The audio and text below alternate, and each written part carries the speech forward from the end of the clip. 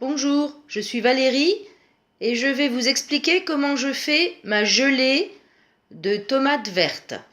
Tout d'abord, je prends des tomates, je les coupe en morceaux avec la peau, je mets un verre d'eau et je les mets dans mon mixeur chauffant comme si je faisais une soupe. Donc elles sont tout simplement cuites à la vapeur et mixées.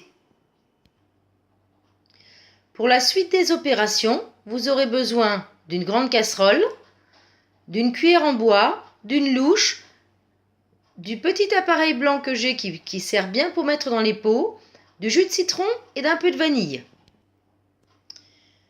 Mettez votre mixture de tomates chaude dans un récipient pour le peser.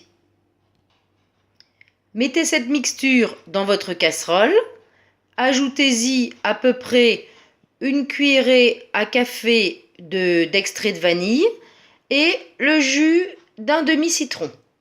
Là, j'ai par exemple 1,2 kg de tomates broyées et qui ont été cuites à la vapeur.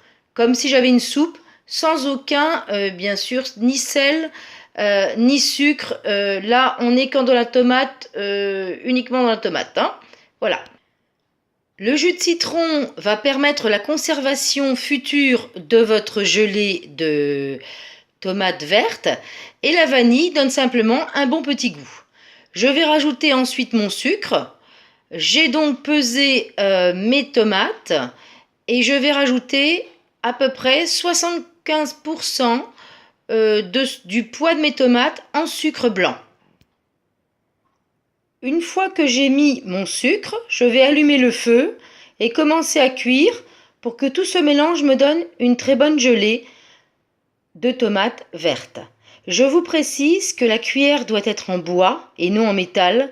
Et je vous précise aussi que vos tomates à l'origine ne doivent pas être vert foncé, mais être pratiquement blanche, un vert très très clair. Sinon, votre confiture sera trop acide.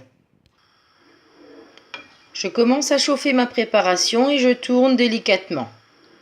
Tout a été broyé par la machine, donc je n'ai pas eu le problème d'enlever les peaux de tomates. Le mélange commence à bouillir, c'est très bien, et vous voyez une espèce de petite, de petites écumes blanches. Donc ça commence à bouillir. Mais on va attendre encore quelques minutes, puisque là, comme vous voyez, les gouttes qui sortent de ma cuillère, voilà, sont très liquides. Ça va faire ensuite une écume, ça va faire de la mousse, et on va suivre le cheminement de la cuisson. Au bout de quelques minutes, nous avons maintenant des bulles et nous allons continuer à tourner pour ne pas que ça brûle. Notre mélange va devoir monter à plus de 100 degrés pour que l'alchimie se fasse. Quelques minutes plus tard, je continue à tourner, mais comme je vais vous le montrer, le mélange est encore trop liquide pour s'être transformé en confiture ou en gelée.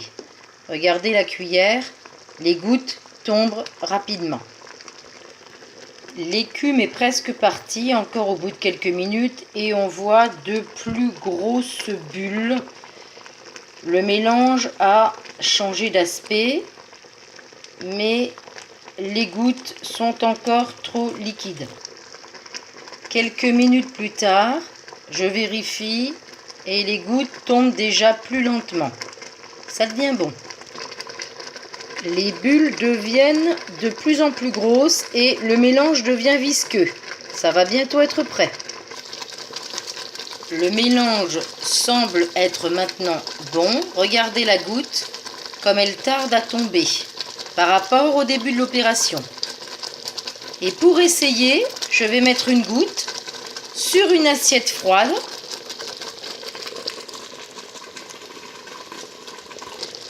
Si la goutte, effectivement, ne tombe pas ou met du mal à glisser,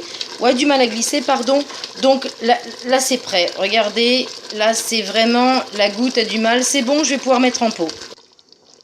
J'arrête mon gaz, je tourne un petit peu et je prépare mes pots qui auraient été au préalablement lavés, bien sûr, et désinfectés. Je prends ma future gelée encore chaude. Voilà, je glisse effectivement dans mon pot jusqu'à peu près 1 cm du haut.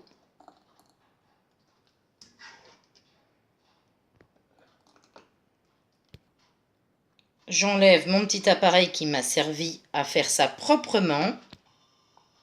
Je ferme mon pot très fort et sans me brûler, je le retourne pendant 10 minutes.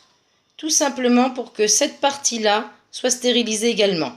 Au bout de 10 minutes, je retournerai mon pot et je le laisse au frais et la gelée sera prise. Maintenant, bonne dégustation à vous!